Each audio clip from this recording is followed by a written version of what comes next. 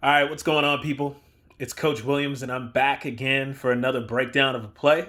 And I'm going to be breaking down the famous or now infamous, depending on what team you're a fan of, anything is possible play. So I'm going to start doing more of these, and I'm going to be doing them in the all 22, like the coaches' film, so we can see the entire field. But I'm going to break down this play from a perspective that I don't think anybody's broken it down from. And doing the broadcast view is important because of this right here, the play clock. Okay? I think the play clock in this situation is very important to this play. And no, I'm not going to be breaking it down in the same way that everybody else is, talking about the sprint right option and, how they set it up with the 3x1 the whole game with Tyreek Hill and the four verts going across the field. That's not why I think this play is important. I think this play is not just the most important play of the year, the best play of the year. I know I said that with the Browns, but this one is important because I think it's going to impact all levels of football. So let's get started. We got my man Andy Reid right here. Look at this man. He looks like he got the eye of the tiger. He's ready to go. He knows he's going to pick this thing up. Here we go. So, all right. So here we go. All right.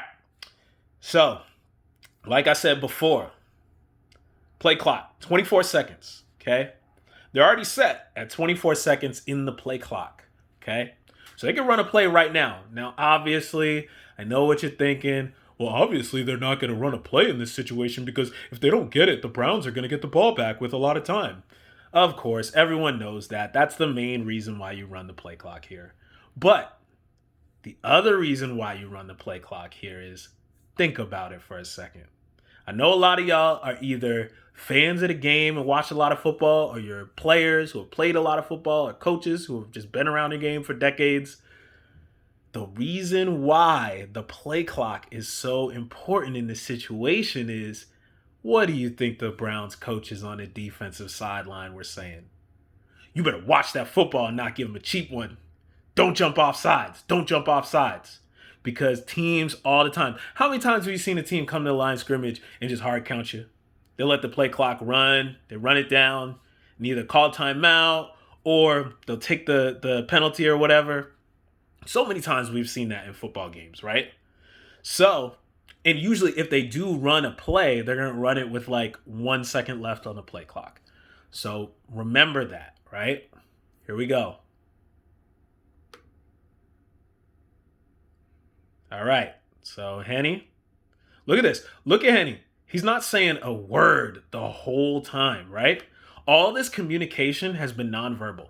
Did you notice that when he did the shift to Williams, he didn't say a word to him. He just motioned to him. Like, all right, come on, bring it in, right? Not a word has been spoken this entire time, okay? No communication.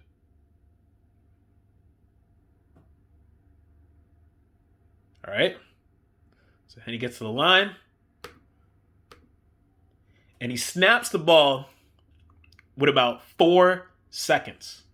4 or 5 seconds. Those guys were not ready for that in this situation. They were so caught off guard. Teams will at least hard count you a few times, right? So the first time that Henne says a word, the ball's coming out. Even if they're going to run a play, usually they'll try to get the cheap one. No. He comes to the line, doesn't say a word the entire time, snaps the ball. Bang, caught off guard. Look at this guy. You can't even see him. He's smoked. Tyreek Hill, look at how much separation Tyreek Hill has in a split second on this dude. He was not ready for that. The whole team was not ready for that. And bang, Tyreek gets it. First down, AFC Championship game. Here we come. And the reason why I say that this is the most consequential play I've probably ever seen in my life is this was a nationally broadcasted game. All of the football world was watching this. You got the backup quarterback in the game and you go for it on fourth down and you don't run ISO. you throw it. That is insane. It's crazy, right? Analytics has never been more popular in the sport, and I don't know what's going on the lower levels, but in the NFL, we know teams are going for it more than they've ever gone for it on fourth down. Well, they're about to start going for it on fourth down even more.